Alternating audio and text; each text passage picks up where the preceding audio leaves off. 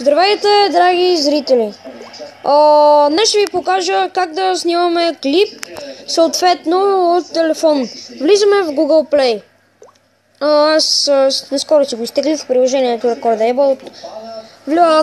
Влизаме в Google Play и пишем Recordable. И натискаме първото. След което натискаме Open.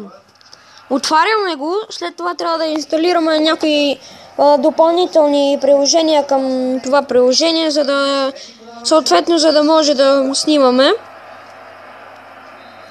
След като го инсталираме, там ни изписва едно квадратче, една точка в него.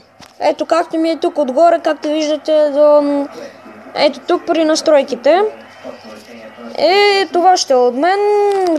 Абонирайте се за мен, ако искате.